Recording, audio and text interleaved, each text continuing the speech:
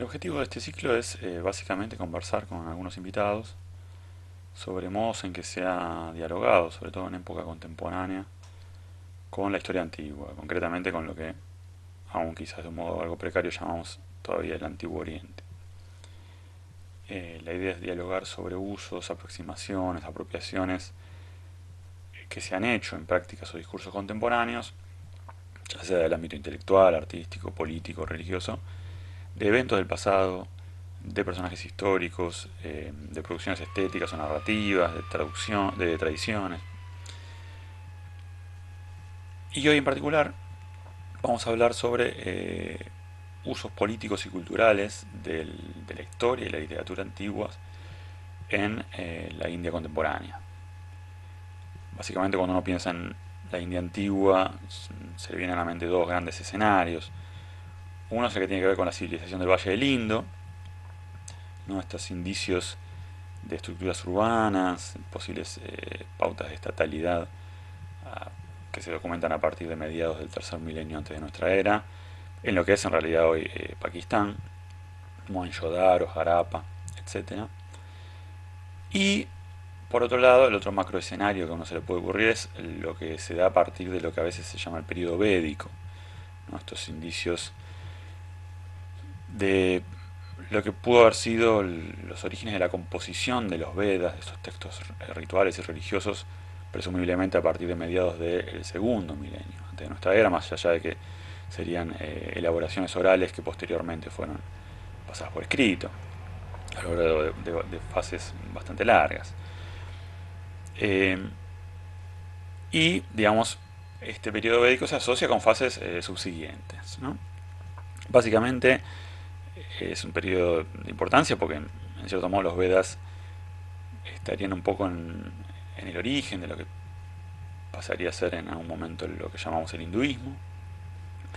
Y es un momento en el cual además se da este cambio del eje, ¿no? de las pautas de vida social, ya no tanto en el Valle del Indo, sino en torno a este otro gran río que es el Ganges. Y con posterioridad, digamos, al periodo védico, además es el periodo de esta elaboración de grandes epopeyas, como son, por ejemplo, este poema épico monumental, que es el Mahabharata, que siempre hay discusiones sobre sus fechas de datación, pero se cree que quizás pudo haber comenzado a ser compuesto hacia el siglo IV antes de nuestra era, o otros textos como el Ramayana, por ejemplo, ¿no? Y además, en estas épocas también hay hechos políticos de importancia, ¿no? La dinastía Maurya es la que consolida, sobre todo a partir del, no tanto el cuarto, pero el siglo tercero, un gran estado unificado, si se quiere, ¿no? en el subcontinente indio, ¿no? Y es el periodo además de este personaje, este gobernante tan importante que fue Ashoka, que además habría adoptado el budismo como religión. Eh, y generalmente los diálogos desde la India contemporánea se dan más que nada con estos segundos periodos, ¿no? Digamos, o esta segunda macroescenario de lo que llamamos India antigua, ¿no? El periodo védico en adelante, digamos. Tanto en pervivencia de ciertas creencias o reelaboraciones también de tradiciones, como también en los discursos políticos, ¿no? Como por ejemplo, pienso en Mahatma Gandhi que traduce y comenta el Bhagavad Gita, eh, ¿no? Que sería una especie de capítulo del Mahabharata, eh, años antes, digamos, de que se concretara la independencia respecto del Imperio Británico. Bueno, sobre estos temas y sobre estas apropiaciones del pasado indio en la India contemporánea, vamos a hablar con el profesor Pedro Simoli. Pedro es profesor de enseñanza media y superior en historia por la Universidad de Buenos Aires, es especialista en gestión para la defensa por la Universidad Nacional de 3 de Febrero, se desempeña como docente en escuela media y como investigador en archivos históricos. Fue también docente en la Universidad de Buenos Aires, profesor invitado del área de Asia y África en la Universidad Nacional de Luján, en la Universidad Nacional de La Plata y en el profesorado Alicia Moro de Justo. Publicó artículos sobre historia de la India, historia argentina, y además participó como expositor en congresos de historia de Asia y África, tanto en el país como en el exterior. Con él conversamos un poco sobre estos temas de los usos políticos y culturales de la historia y la literatura antiguas en la India contemporánea.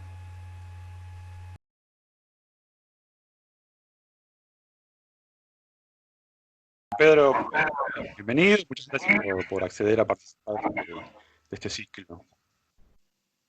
Bueno, muchas gracias ante todo por invitarme y bueno, es un honor estar aquí y sí, hablando de estos temas que también tan candentes hoy en día en India.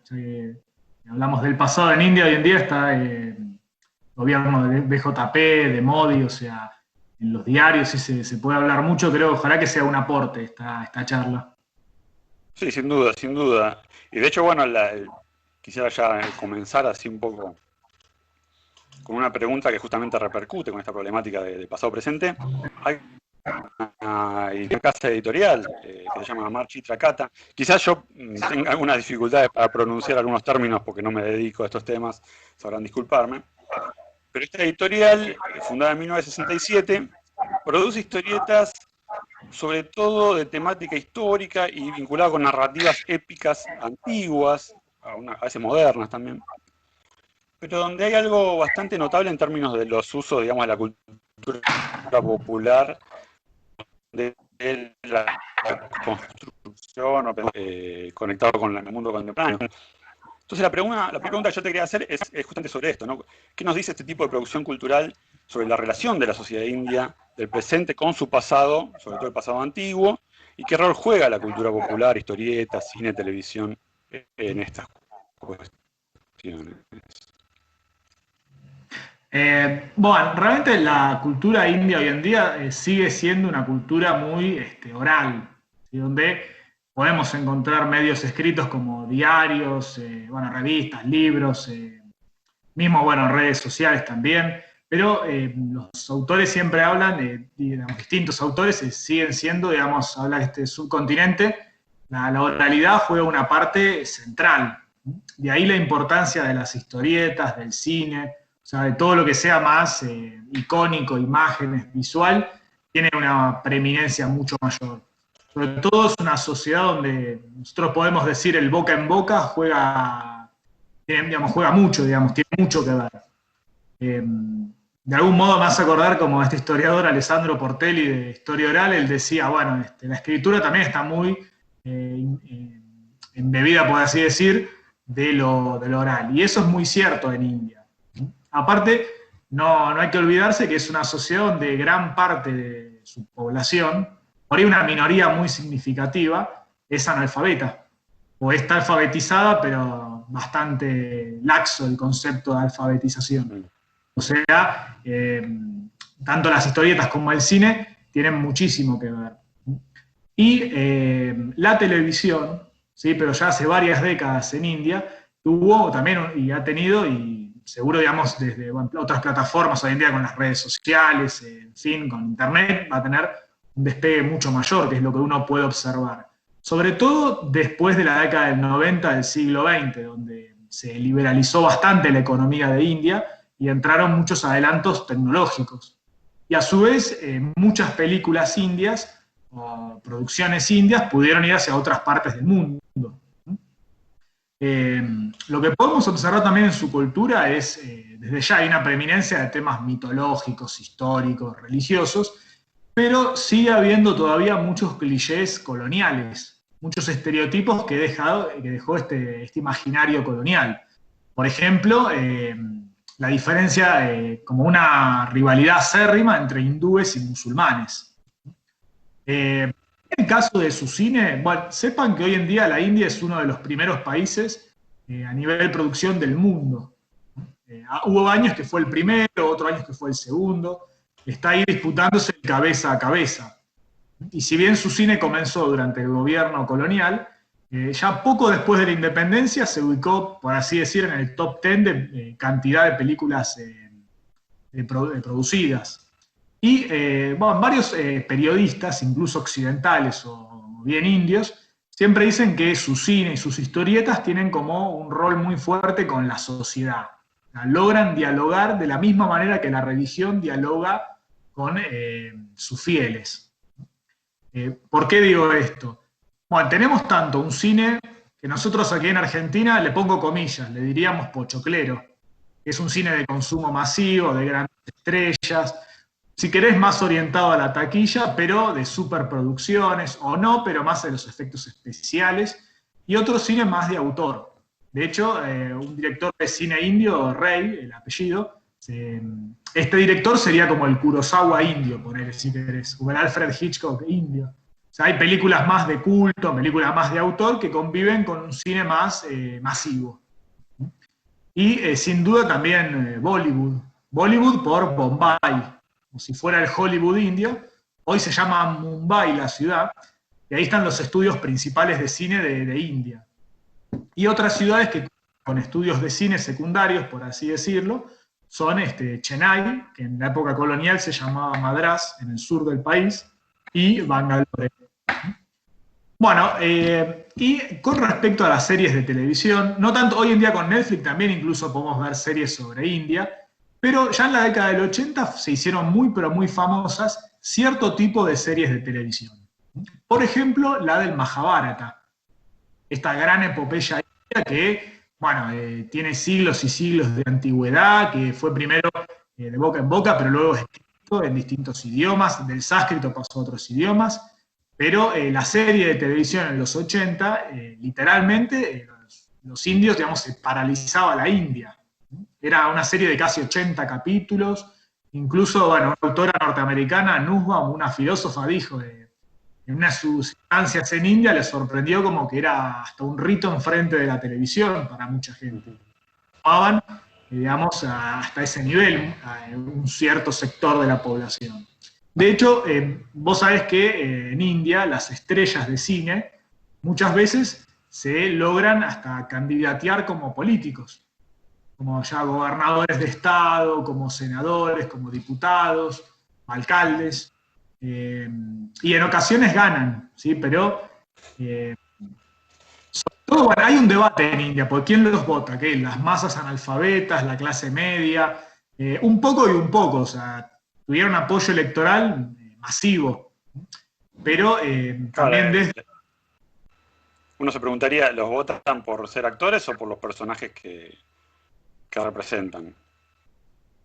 Claro, o sea, más, digamos, por ser actores y a quienes representaban, si a Arjuna, a Krishna, a estos personajes del Mahabharata, realmente son muy convocantes.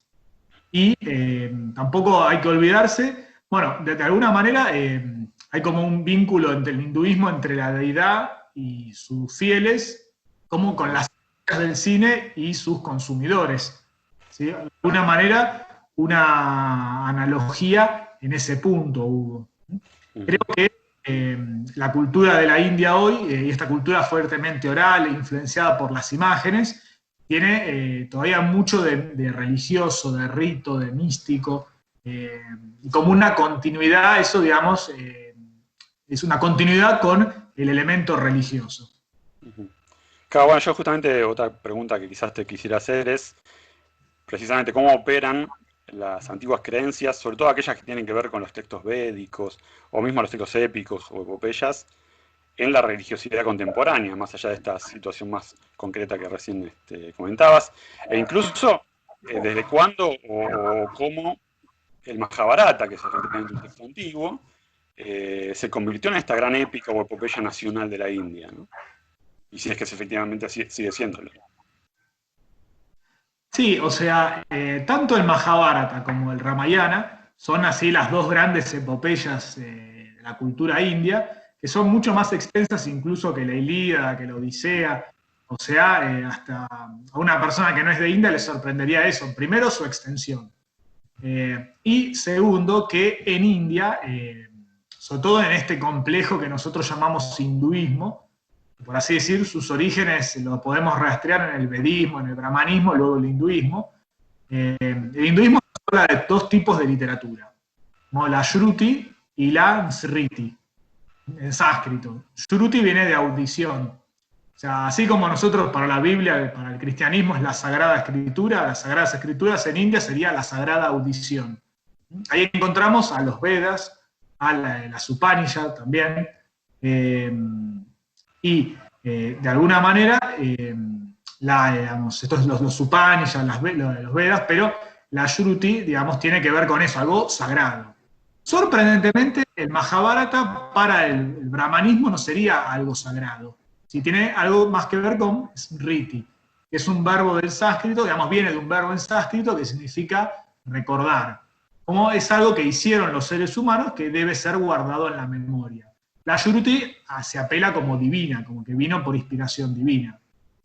Pese a eso, el Mahabharata y el Ramayana están muy presentes en la vida de los indios. Incluso hubo un caso de un condenado por homicidio en India, que él le decía al juez, dice, bueno, para mí el Mahabharata era mi ley, o sea, mi dogma, o sea, va más allá incluso de lo religioso, hasta una cuestión ética, legal. Eh, Mahabharata está muy presente. De hecho, hay un fragmento del Mahabharata que dice, bueno, lo que ustedes lean acá, ¿sí? Va a estar en otro lado. Sí, pero lo que no lean acá no va a estar en ningún lado. O sea, es un texto muy, hasta extraño, diríamos, para nosotros, porque es un compendio ético, legal, filosófico, religioso, hasta un anecdotario, te diría, romántico, una novela, ¿sí? O sea, tiene mucha fuerza en ese sentido el Mahabharata. Bueno, y en el caso también del Mahabharata, su origen lo podemos registrar hace muchos milenios, hace muchos siglos atrás. Antes de nuestra era, seguro. ¿Sí? El origen fue oral, se fue transmitiendo una serie de relatos, sobre todo de la casta guerrera, al parecer, o sea, como bardos iban recitando camino a camino, aldea por aldea, y sobre todo, como que hubo un núcleo y se fue, digamos, como expandiendo ese núcleo, se le fueron agregando historias.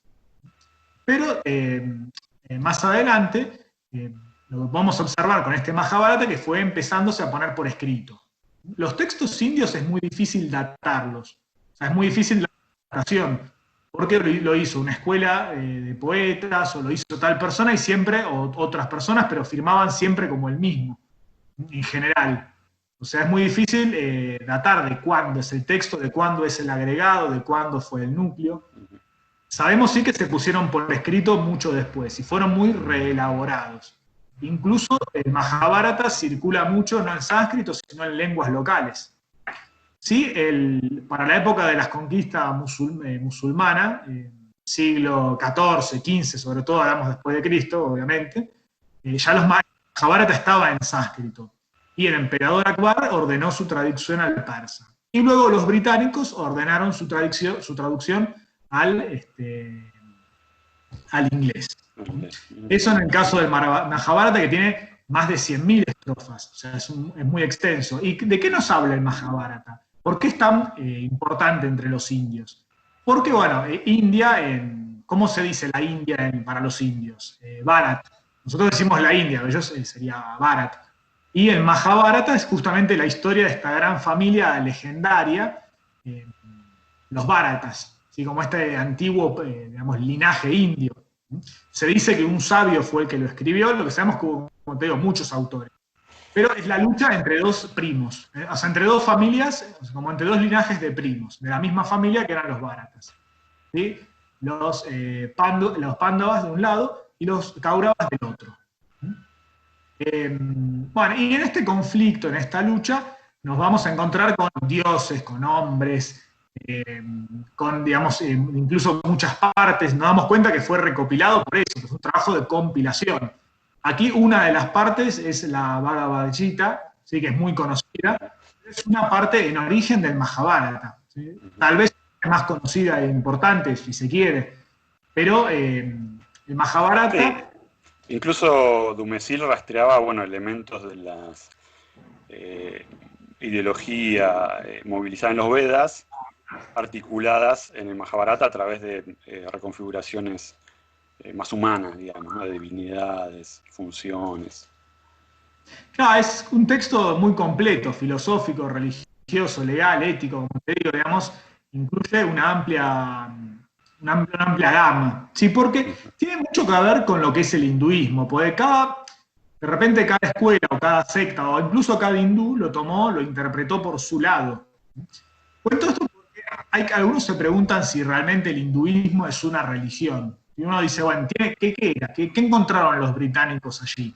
Y que le dieron nombre, bueno, esto es una religión.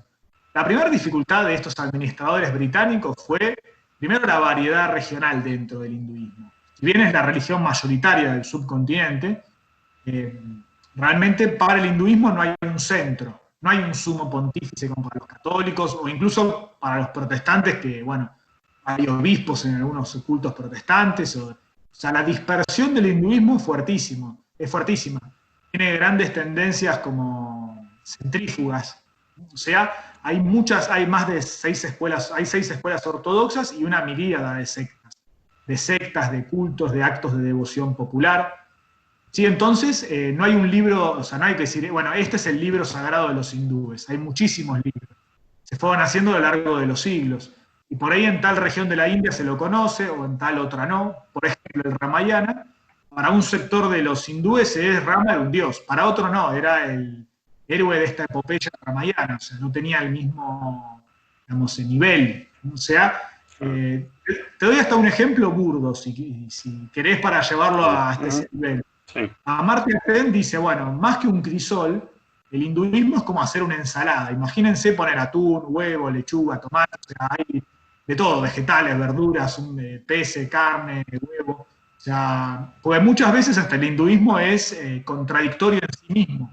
Hay escuelas ateas, hay escuelas agnósticas, o sea, que contradicen incluso el concepto mismo de deidad, de divinidad, o sea, lo niegan de plano.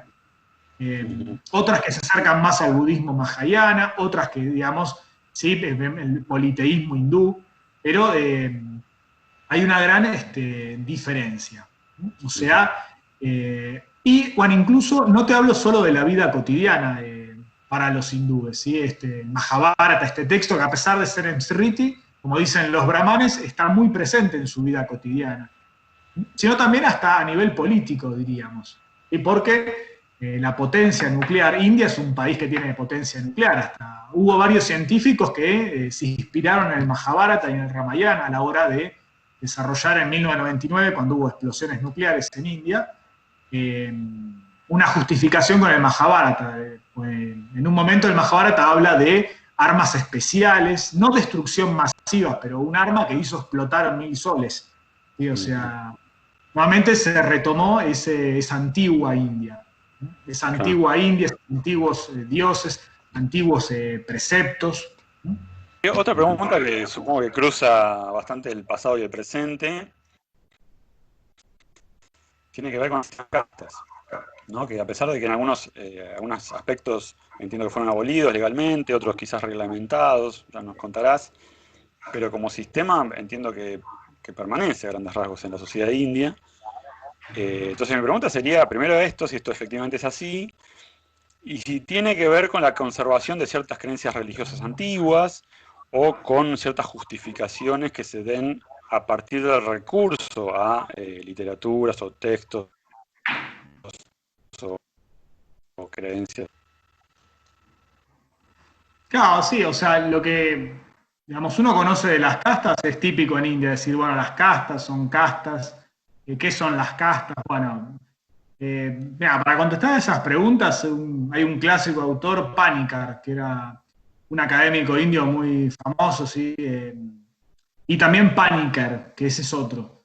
Es una familia de académicos, pero investigadores, pero españoles, que son, uno es hijo y el otro es nieto de indios. Y bueno, en sus trabajos nos dejan ver, bueno, ¿qué es esto casta? Es lo que se llamó Varna, en la literatura así hinduista. Varna quiere decir como, viene de color también, pero no es necesariamente de un color de piel. Eh, Sino, bueno, nos dice que la sociedad, la concepción ortodoxa brahmánica, dice, bueno, está dividida en 4 varnas, esta sociedad india, y bueno, están los brahmanes en la cúspide, debajo los caitrillas, los guerreros, luego los vaishas, que son los comerciantes, y por debajo los shudras, agricultores. ¿Sí? Y por fuera de esta clasificación, los intocables, los dalits, que son los más impuros de la sociedad india. ¿Sí? Pero Panikar dice, bueno, esto que nosotros leemos desde el Rig Veda, imagínense, hace ya más de 2000 años antes de Cristo, todavía más, los podemos rastrear más antiguos. Claro, el famoso himno de Purusha, ¿no? Claro, sí, sí, ese himno, digamos, era como los brahmanes imaginaban a la sociedad.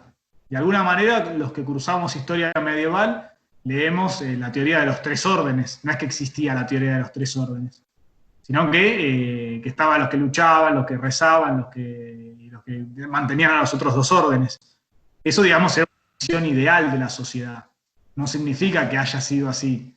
Eso es lo que los brahmanes esperaban de la propia sociedad. En la práctica, lo que podemos encontrar mucho hasta el día de hoy en India y también incluso en fuentes antiguas, medievales. Digo esto porque la historia de la India se divide en historia antigua, medieval y moderna. Es como que saltaron al moderno, fueron a lo contemporáneo directo.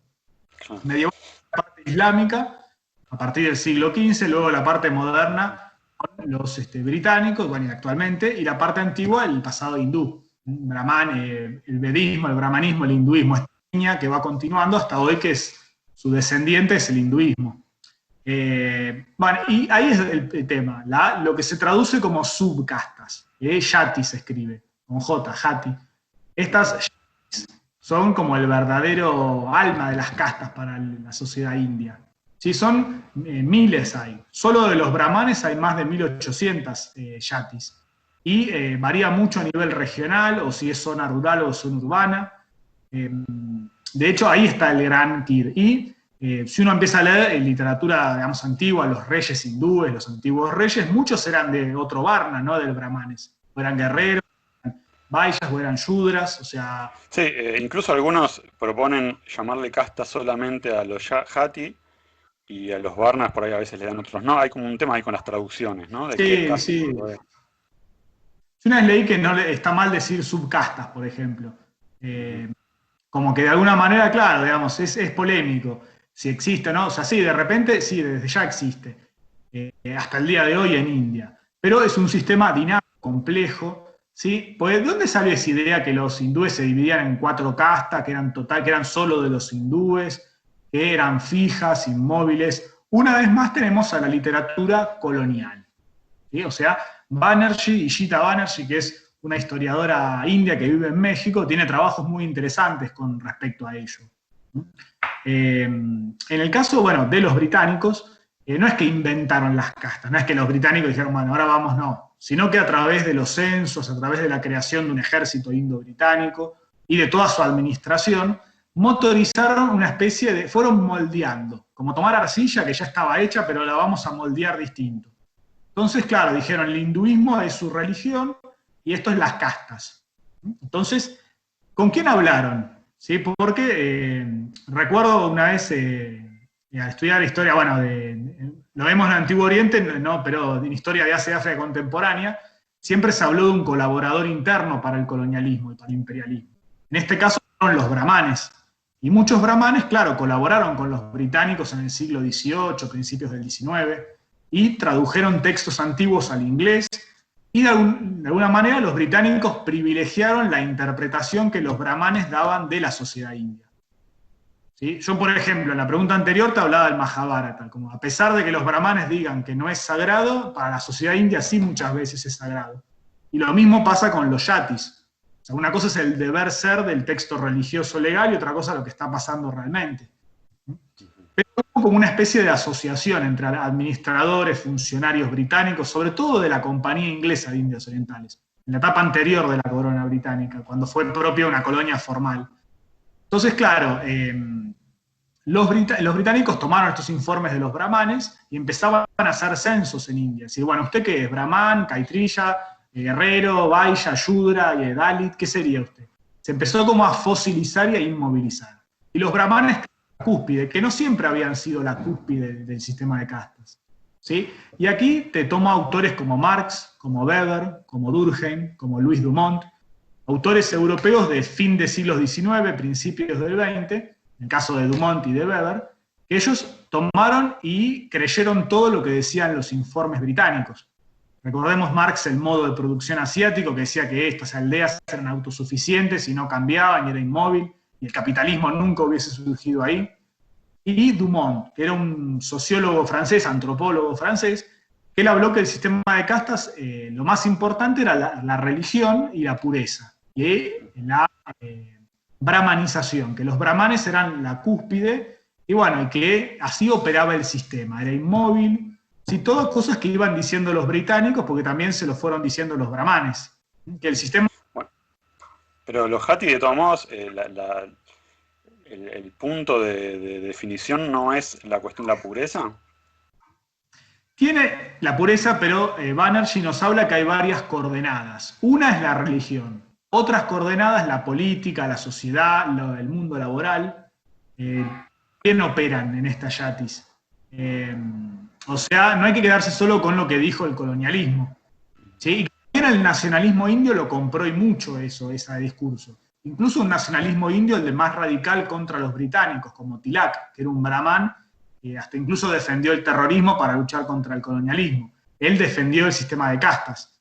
O sea, ese es el tema con las castas. O sea, hay miles de castas, como te decía, y se mueven en varios ámbitos. Incluso vos sabés que se han encontrado aldeas donde hay musulmanes, cristianos, Sikh dentro del sistema de castas. ¿Sí? O sea, eh, es bastante complejo, o sea, no es solo los hindúes, no. También se ha encontrado mucha gente de otras religiones dentro de estos sistemas. Incluso los británicos, el ejército de la India británica, en especial después de la rebelión de los cipayos, lo armaron en función de castas y de religión, y siempre con este discurso. O sea, que sean microcosmos, que sean, bueno, ustedes se odian, los hijos, los hindúes, los brahmanes o los caistrillos, o sea, divide y vencerás también, ¿no? Dice el dicho. ¿Qué sucede hoy a nivel legal? ¿Sí? Porque se dice, bueno, ¿es legal las castas? ¿No es legal? ¿Sí? La Constitución india fue jurada en 1950 y lo que prohibió fue la intocabilidad. O sea, los intocables, que son la parte más, entre comillas, impuras de la sociedad india, Gandhi les decía Hariyans, como hijos de la divinidad. O a veces se les dice, es como el nombre políticamente correcto, vamos a decir. Y en el caso de los Dalits se prohibió este hecho de intocabilidad. Que vayan a las mismas escuelas que los demás, que los dejen entrar a los templos, en las aldeas que puedan ir a los pozos a sacar agua con los demás. Sobre todo porque los Dalits hacen trabajos como de retirar la basura, de funebreros. Son trabajos muy impuros para cierta parte de la sociedad india. O sea, la Constitución prohibió eso, pero no prohibió las castas. No es que dice prohibimos las castas. Es más, si bien prohibió la discriminación por religión, color de piel, sexo, o la discriminación incluso por cualquier motivo como una casta, hasta dio algo llamado discriminación positiva. No sé si lo escuchaste hablar alguna vez. Sí, sí, o sea, como concepto, bueno, se usa para distintas cuestiones, pero en relación con lo que vos planteás, no sé, no estoy al tanto. Claro, sí, o sea, en nuestro país tenemos un caso de discriminación positiva, por ejemplo, las mujeres tienen un cupo en el Parlamento, tiene que haber un mínimo de candidatas mujeres. O sea, en el caso de India, la discriminación positiva opera a favor de ciertas castas. Tanto castas establecidas, que ahí están los Dalits, o las castas tribales, o los tribales. Ahí están los adivasis, que son población que vive en el extremo este del país, sobre todo, y viven en situación de extrema pobreza, ¿sí? Se cree que son descendientes de los antiguos pobladores del subcontinente, antes de la invasión aria. Si bien el concepto de invasión aria hoy está muy discutido, no sabemos, son población que vive, digamos, no te digo Amish, no, pero bueno, vive en mucha extrema pobreza, digamos, alejado de centros urbanos, y se reconocen como los descendientes de los antiguos habitantes del Indostán, según ellos. Y la Constitución les reconoce privilegios. O sea, como son un grupo desfavorecido, dice, bueno, van a tener empleos públicos, también van a poder tener escaños en los parlamentos, plazas en las universidades, o sea, les reservan puestos. Y en India, sobre todo, generó mucho malestar, porque por un lado la Constitución prohíbe la discriminación, prohíbe la intocabilidad, pero después la reconoce y le da... Es como una situación, hay mucha polémica generada en India, porque qué está bien, qué está mal.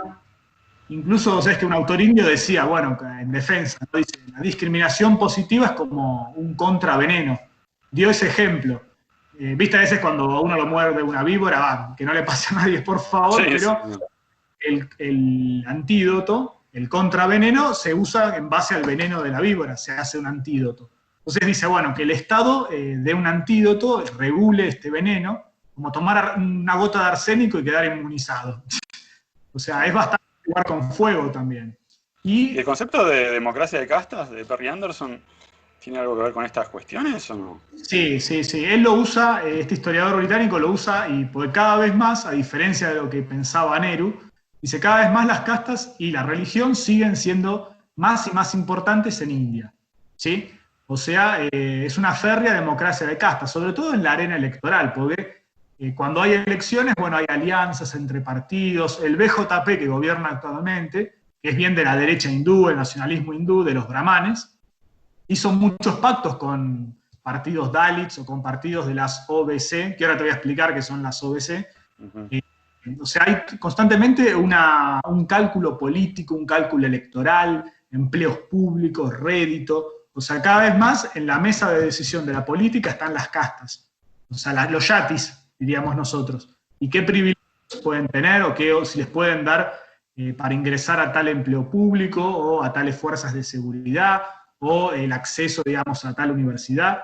Eso en el caso, las OBC sería como las otras clases desfavorecidas. Y en 1990 hubo una recomendación de una comisión del Parlamento en 1979, pero más de 10 años después, un gobierno en minoría, el de Singh, no el anterior primer ministro, sino otro, es un nombre muy común, Singh, los indios. ¿Qué hizo este gobierno? Dice, bueno, vamos a aplicar esa recomendación, o sea, vamos a reservar todavía más puestos para yatis que serían como de los Varna, de los Yudras o de los comerciantes. O sea, pero insisto, los Varna no tienen mucho acá participación, sino son los yatis. Y esto generó mucho malestar en India, sobre todo para las castas más altas. O sea, porque cada reservan más puestos de empleados públicos o más escaños en el Parlamento o más plazas en universidades, ¿sí? A favor de estos grupos. ¿Sí? Son grupos desfavorecidos que el Estado les va a cambiar las reglas del juego para que puedan ganar después de cientos de años de discriminación. Ah. Eh, Y volviendo a básicamente ese es... volviendo a la cuestión de bueno, de la conexión con el pasado, y ya que hablábamos un poco de figuras de la política, bueno, algunas cosas quizás ya dijiste, pero ¿qué apropiaciones hicieron los movimientos políticos o intelectuales del siglo XX, sobre todo del pasado indio? No me interesa porque, bueno, Gandhi, por ejemplo, en un momento traduce y comenta la Bhagavad Gita con una funcionalidad claramente política, ¿no? ¿Cómo es esta articulación pasado-presente en estos procesos políticos del siglo XX? Claro, o sea, a veces está esa idea de la India milenaria, así que también es una idea del colonialismo. Pero, digamos, yo te decía, la pongo bastante en duda, pero estos textos antiguos siguen jugando un gran rol en la India contemporánea y en la India del siglo XX, en la India del siglo XIX. En el caso de Gandhi, él decía, bueno, digamos, ¿qué es ser hindú? Dice la Bhagavad Gita o Gita, como se le dice, eh, es el texto hindú por excelencia. La persona que diga ser hindú tiene que conocerlo. Lo cierto es que él leyó por primera vez ese texto en una traducción inglesa, no del sánscrito o de su lengua local, gujarati, no, sino que en inglés. Fíjate la cantidad de dispersión que hay de las tradiciones indias, que el mismo Gandhi lo lee por primera vez en una traducción hecha por los británicos. Ujú. Y él mismo hablaba del reinado de Rama, el Rama Raj. ¿Sí? Lo mismo Indira Gandhi, ella en su juventud fundó una brigada anticolonial, más de como un centro de estudiantes adolescentes, ¿no? Pero le puso el nombre de un episodio del Ramayana que era como la brigada de los monos, porque Rama era ayudado por unos monos para cruzar, vamos a hacer lo que se cree que hoy es Sri Lanka, bueno, en fin, hay un gran debate en torno a ello, pero siempre, en general se puede apelar como a estos textos antiguos, incluso en los conflictos entre hindúes y musulmanes, cuando también se suele recordar que durante los periodos musulmanes podía haber guerra, podía haber alianzas. Los emperadores mogoles fueron grandes aliados también de los Rajput, que eran ciertos yatis indios. Incluso ordenaron traducir textos hindúes sagrados o no de la Smriti, pero en India se suele fundamentar, por ejemplo, la mezquita donde estaba la mezquita de Ayoda en la década del 90, hubo una batalla campal, por así decirlo, en la década del 90 en India, con ese conflicto, que si era una mezquita, si antes había habido un templo hindú. O sea, en India suelen estallar temas comunales periódicamente. Y me detengo un poco en la Bhagavad Gita porque me gustaría un poco comentarlo. Es una parte como que se independizó. Rosalía Boschuk, que es una escritora argentina muy importante, ella dice, bueno, este texto se ha como independizado del Mahabharata. O sea, si vos lo querés leer aparte del Mahabharata, perfectamente se puede hacer. Incluso es una de las partes más pequeñas del Mahabharata, no tiene tantas estrofas. Pero, ¿por qué tuvo tanta importancia? Pues es un episodio devocional, sincrético, el sincretismo, y sorprende mucho que Gandhi lo haya tomado para hablar de la desobediencia civil, para hablar de ser hindú, y otros como Tilak o la derecha hindú, digamos, más recalcitrante, por así decir, la parte más violenta del hinduismo, también lo retomó. Lo retomó, por ejemplo, el concepto que se llama Svadharma, que dice, bueno, uno tiene que luchar por lo que te dice tu casta. Y si vos eras de la casta guerrera, vos tenés que luchar hasta el final. Porque es una parte del texto en donde Krishna le habla a Arjuna. Arjuna dice, bueno, no puedo pelear contra mis primos. ¿Cómo los voy a matar a mis primos? Me tiemblan las manos, no puedo sostener el arco. Y ahí Krishna lo convence, dice, no, dice, si uno lucha por una causa justa y no espera ganar nada con eso, está bien matar al otro. ¿Sí? O sea, incluso, como te digo, se tomó para contextos, hasta la bomba nuclear se pudo haber justificado, tanto en India, incluso Oppenheimer, el físico que desarrolló en Estados Unidos, hasta citó parte de la Bhagavad Gita. Ahí nos vamos de India un poco, ¿no? Pero me quedo con esta idea de las doctrinas contradictorias. ¿Sí? Cómo depende de la interpretación, el hinduismo pudo hablar de eso o no. Mismo Gandhi, que fue un hindú muy practicante, pero a pesar de eso, Gandhi siempre dijo, bueno, la India no todo es hindú, vamos a integrar a otras religiones. No se negó a un Estado secular, y mucho menos. O sea, usar el hinduismo como política, sí, también está esas dos vertientes, el comunalismo de usar la religión como política y otras como no, como Nehru, Gandhi, que se alejaron de eso, a pesar de practicar Gandhi esa religión. Bueno, y otra pregunta, Amartya Sen, el economista, intelectual, que fue premio Nobel, en algunos trabajos planteaba que la democracia constitucional en la India contemporánea no se debe tanto a la influencia occidental, sino a cierta tradición vernácula, ¿no? Vinculada con la argumentación, la deliberación, cuestiones de tolerancia, que rastrea en el pasado remoto, sobre todo incluso en el periodo védico, a partir de lo que se puede saber, ¿no? Entonces, quería saber qué reflexión haces a partir de esta lectura de Zen, y su verisimilitud o no, en términos de esta tradición. Claro, o sea, Amartya Sen es, aparte, uno de los académicos indios más conocidos en Estados Unidos, en Gran Bretaña. Vivió varios años en Gran Bretaña y es muy tomado en cuenta. ¿Sí? Digamos, de alguna manera se lo toma como un académico, digamos, que toma el nacionalismo indio, pero de los más centrados. O sea, de los que más fundamenta, de los que más se puede debatir. También ha recibido muchas críticas por ejemplo, vos me nombrabas Perry Anderson, de alguna manera por ocultar ciertos aspectos del Estado indio, los más represivos. Tiene una visión más como benevolente del nacionalismo secular, si se quiere. ¿Sí? Porque lo que él habla de democracia se inscribe de algún modo en un debate más general de cuándo empezó la nación en India, cuándo empezó el nacionalismo, el Estado. ¿Sí? Empezamos sí con la democracia. Según él dice, bueno, esa idea de que la democracia nació en Atenas en el siglo V a.C., que después fue a Roma, después fue, bueno, en la Edad Media la crisis, y después llegamos a las revoluciones atlánticas, bueno, dice, es una idea muy eurocéntrica, ¿no? Sin duda. Y tiene esa idea como que, bueno, nació todo en Occidente, y antigua Grecia, y se fue haciendo más grande, hasta que, bueno, llegamos hoy a la Unión Europea, a Estados Unidos, que esto es propiedad occidental, los derechos humanos, libertades, el respeto por la opinión del otro, lo que es la democracia electoral también, ¿no? La parte electoral. Y él dice, bueno, primero los antiguos griegos no significa que su democracia haya sido perfecta, al contrario, sabemos las mujeres, los esclavos, o sea, era bastante restringida esa democracia ateniense. Pero aparte la idea de razonamiento público, los griegos estaban muy en contacto, los antiguos helenos, con el este, con el sur, Egipto, con Asia Menor, no es que eso lo desarrollaron en solitario. no, sino que había múltiples contactos.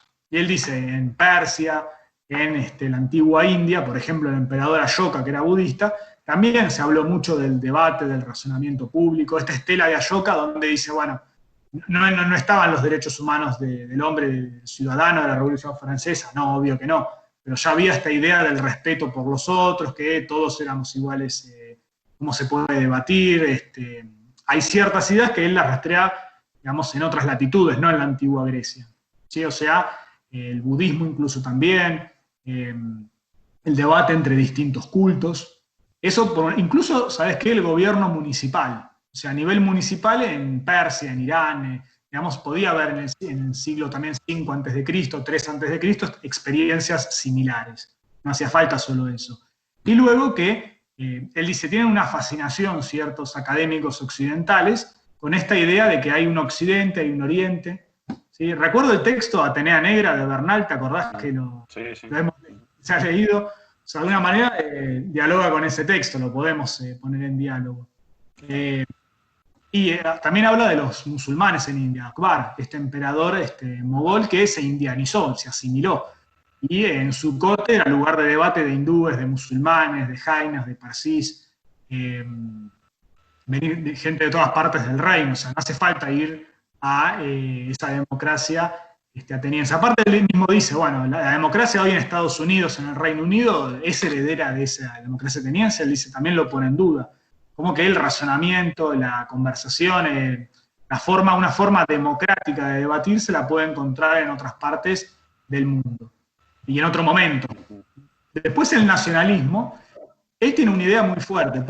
De alguna manera uno leía autores clásicos como Chamberlain o no sé, Pouchepadas sobre historia de India, y te van a decir lo mismo que muchos europeos, hasta el siglo XX incluso, que, bueno, que el nacionalismo en India y en Asia en general lo llevaron los europeos. Fue como una idea trasplantada, como que yo no sé, la voy a tu casa, te llevo una planta, un gajo, hoy lo plantamos, listo, es lo mismo, se va a hacer más grande, es como fue un trasplante. Como que los ingleses y los británicos, mejor dicho, le dieron el mismo enemigo a distintos pueblos, hablaron lo que era el hinduismo, las castas, como que el colonialismo formó el nacionalismo asiático. Pero tanto Amartya Sen como Owen Panikar, que se hablaba, o Nehru mismo, dicen, bueno, no hay una idea de nación india. Ellos insisten en eso, como que antes de la llegada de los británicos, con los mogoles o incluso con Ashoka, que también digamos, hubo cierta unidad territorial en el subcontinente. Recuerdo que los británicos unificaron todo el subcontinente. Pero antes de eso hubo dos experiencias. Ashoka en el siglo III a.C. y los mogoles en el siglo XVI, XVII después de Cristo. Pero no era un Estado-nación como lo conocemos. Según Amartya Sen, había una idea de India, el sánscrito, la unión de las clases dirigentes, o sea, las castas. Si bien había muchas diferencias regionales, había una idea que preexiste, la idea de nación india. Nehru lo lleva al paroxismo, porque si vos lees el descubrimiento de la India, te dice que el Valle del Indo eran indios. Y no, Mohenjo-Daro y Jarapa no creo que no estaba la idea de India ahí. O sea, pero creo que también, una opinión mía, ¿no? Me hago cargo. Este nacionalismo indio, aunque sea más blando, por así decir, como que está bastante herido la cuestión europea, como que hasta cuánto el colonialismo los influyó. De hecho, Panikar dice, bueno, más que la conquista británica, la Primera Guerra Mundial o la Revolución Rusa fue la forjadora de este nacionalismo. Hoy en día el colectivo indio de estudios subalternos o de estudios postcoloniales tienen trabajos interesantes como Pandey, como Kaviraj. Ellos dicen, bueno, sí, evidentemente hubo no un trasplante, pero una gran influencia occidental. Pero hubo una reelaboración de los movimientos nacionalistas al interior de India, que muchos siguen diciendo cosas parecidas al siglo XIX, que la India es una mujer, que la India es madre, el sangrado de la nación, como que el territorio, patria, territorio, que los británicos estaban como llevándose los recursos. Y aparecieron tres nacionalismos, el musulmán, el secular y el hindú. Hasta el día de hoy se puede rastrear, el Sikh también. En fin, está como este debate, hasta cuánto el nacionalismo afectó a esta tradición india. Y vos mencionaste algo recién que repercute un poco en relación a la problemática de género. que es algo que también Amartya Sen escribió algo, sobre todo a la hora de evaluar la cuestión del rol político e intelectual de las mujeres indias durante el siglo XX, ¿no? Por ejemplo, en el Partido del Congreso. Eh, y creo que él rastreaba algo de esto, o por lo menos lo problematizaba, ¿no? A ver si en textos antiguos, la Upanishad o el Mahabharata, el rol de la mujer decía algo o no sobre el rol de la mujer en la India contemporánea. ¿Hay algún referente antiguo, histórico, mítico que operara como símbolo de la participación política, cultural femenina? Sí, o sea, el tema de la mujer en el sur de Asia es un tema también bastante candente porque, por ejemplo, Amartya Sen o un historiador belga que vive en India, Dres, ellos dicen, bueno, como que aparte de la pobreza de ciertas castas como los Dalits, o religión, que los musulmanes suelen ser más, en general la población musulmana está más desfavorecida en India, si uno se mezcla, se combina con ser mujer, la desigualdad es todavía mayor. Gayatri Spivak, otra autora india, decía eso. Como que, bueno, la problemática de género se cruza con otros clivajes de privaciones. O sea, si bien para el nacionalismo hindú, por ejemplo, BJP sigue con esa idea de la India como madre, dibujar a la India como una mujer y como una madre. Eh, pero, por otro lado, el partido del Congreso, que está en la vereda opuesta, eh, históricamente tuvo cierta posición con las mujeres. Bueno, vemos Indira Gandhi, fue primer ministro, era la hija de Nehru, sí, pero hay mujeres en la política en India, diputadas, senadoras, incluso desde la independencia, mujeres ministros en los estados o a nivel nacional. Incluso hubo presidentas del partido del Congreso en 1917, una británica, Annie Besant, y en 1925, una poetisa, Sarojini Naidu. O incluso el Congreso envió representantes del partido a Londres para negociar en la década del 30, o sea, históricamente tuvo participación femenina. Eh, pero bueno, incluso hoy en día también se permiten mujeres en Fuerzas Armadas hace varias décadas. Se trató el gobierno en el Congreso de integrar a las mujeres. Pero Amartya Sen una vez dijo, bueno, no nos olvidemos que son las mujeres de las castas más altas y de las clases más altas. Se combina un poco los yatis con de qué sector social son. Un poco no, un poco bastante. O sea, él dice, no nos dejemos llevar por este espejismo. Que en India, incluso en Bangladesh o en Sri Lanka o en Pakistán, haya muchas mujeres en política, no significa que las mujeres indias, la media de las mujeres indias, viva mejor. Él dice, si bien Alemania, bueno, tardó mucho en tener una primer ministra, una canciller, en Italia, en España nunca hubo, en Francia tampoco, en Gran Bretaña, recién en la década del 70, en Estados Unidos nunca hubo una presidente mujer, en Australia después, hace pocos años hubo, pero las australianas, las españolas, las alemanas, las norteamericanas viven, la media viven mucho mejor. Hablamos, ¿sabes qué? Tasas de analfabetismo más altas en mujeres, sobre todo de zonas rurales. Eh, de mortalidad infantil, de mortalidad en general, acceso a agua potable, cloacas, o sea, siempre la parte de género femenino está por debajo, o están alfabetizadas pero no terminaban en el secundario, o sea, o el ingreso a las universidades. Eh, Claramente hay como ese problema. Pero si vamos a las tradiciones antiguas, ¿qué nos dicen las tradiciones antiguas sobre las mujeres? Y aquí nuevamente te vuelvo a hablar de los británicos, porque en este diálogo que hubo en el siglo XVIII, XIX, entre brahmanes y los británicos, también transmitieron ideas sobre las mujeres. Eh, o sea, en el caso puntualmente de las mujeres, podemos observar las leyes de Manu, los Dharmayastras, que son también Smriti, ¿no? Es un código legal, donde ahí, digamos, ya hace muchas décadas antes de Cristo se permitía a un hombre repudiar a la esposa si no le daba hijos, o si solo le daba hijas mujeres. O sea, la mujer que daba solo hijas mujeres, según la ley brahmánica, bueno, se va, ¿sí? Es repudiada. Una mujer que ya tenía su primera menstruación podía casarse para el hinduismo ortodoxo. Hoy en día en India, ya hace varias décadas de la independencia, hay un código civil para los hindúes, que no se permiten muchas cosas. El pago de la dote, el matrimonio infantil, el repudio de una mujer porque no te da hijos varones.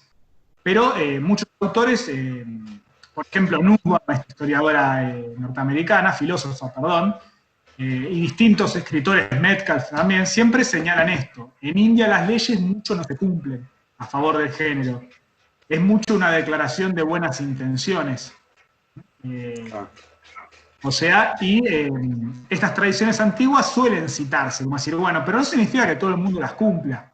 El matrimonio infantil depende de la región de India.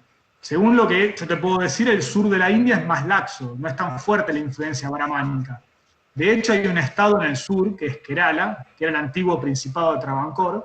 En Kerala la situación de las mujeres es mucho mejor, hay mucho menos, la tasa de fertilidad es menor, el nivel de mujeres que se casan es mucho más, en la edad más posterior que en otros estados.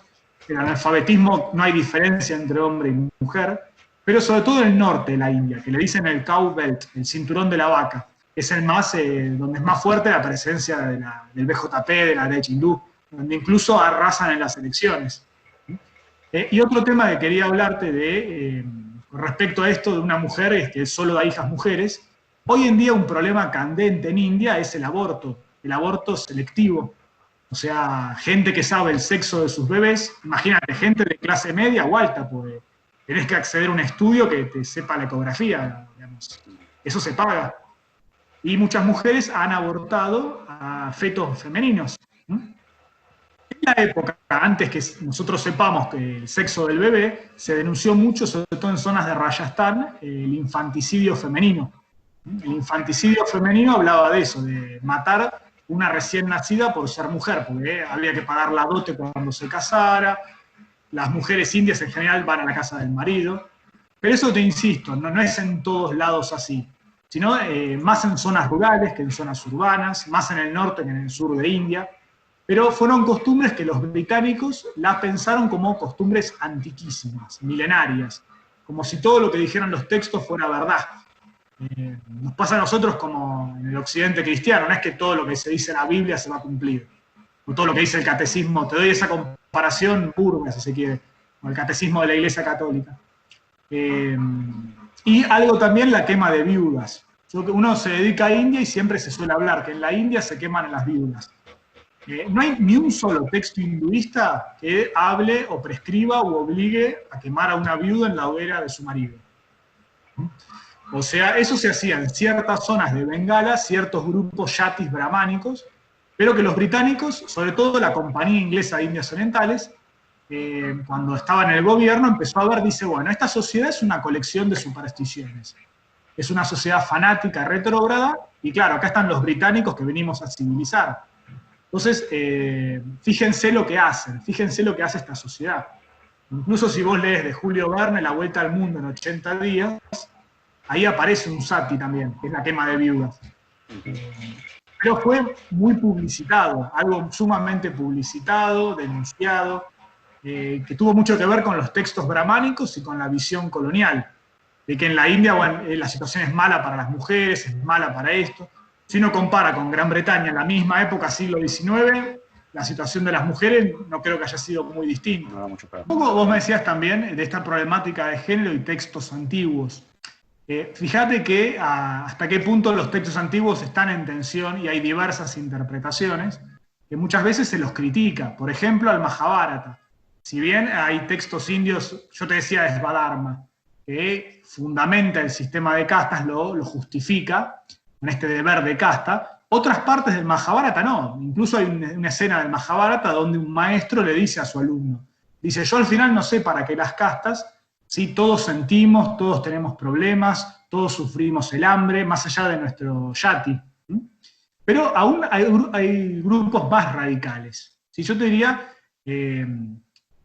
grupos feministas en India, que hace unos años hubo una campaña en India donde se pintaron muchos carteles en calles de Delhi, porque hubo como una epidemia, entre comillas, de violaciones. Entonces, la gobernadora de la ciudad dice, bueno, recomiendo a las mujeres saber defensa personal. Una mujer que sale del trabajo, si la violan, o si es secuestrada, que una mujer aprenda defensa personal. Y este grupo feminista tomó una escena del Mahabharata, una escena que es famosísima del Mahabharata.